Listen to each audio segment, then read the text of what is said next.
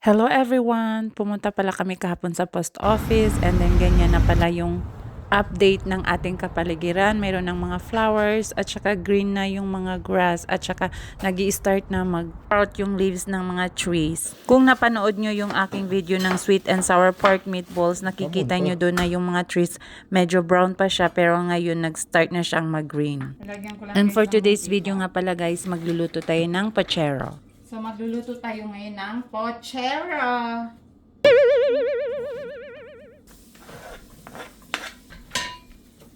Natatawa ako. Ewan ko anong sinisilip ko dyan. Para sa ating tomato sauce, frozen siya. Frozen na frozen. Hindi ko siya nailabas kanina nung nilabas ko yung meat. Kaya good luck. Yes, nilagay ko yung tomato sauce natin sa freezer kasi kung ang tomato sauce ay malaki, syempre hindi ko siya maubos sa isang gamitan, kaya nilalagay ko siya sa freezer para magagamit ko pa next time. So, nagpunta nga pala kami kanina ng Canada Post kasi mayroon kaming kamag-anak sa Saskatchewan and then nagpa-passport yung anak niya.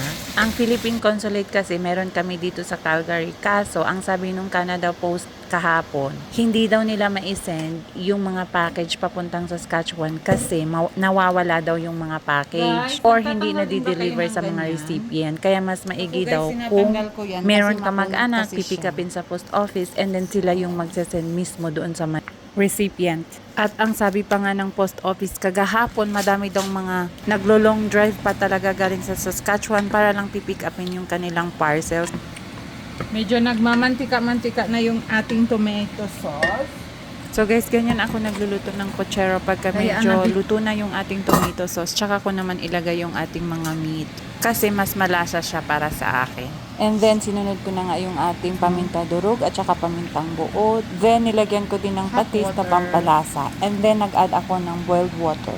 Boiled water lagi ginagamit ko kasi pagkalagay mo kulo na kaagad. Then sinunod ko na din yung ating patatas, cabbage. Bago ko nga pala inad yung ating mga gulay ay pinakuloan na natin yung ating karne ng 45 minutes para malambot na talaga yung ating karne.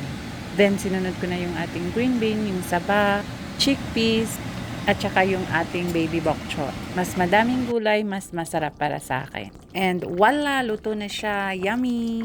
Kayo, ano pong mga ulam nyo today? Kung minsan din talaga ay nakakalokang mag-isip kung anong uulamin everyday. Siya nga pala guys, abangan nyo yung aming video for tomorrow. I-upload ko. Nag-walking kami, then bird seeing sa community namin.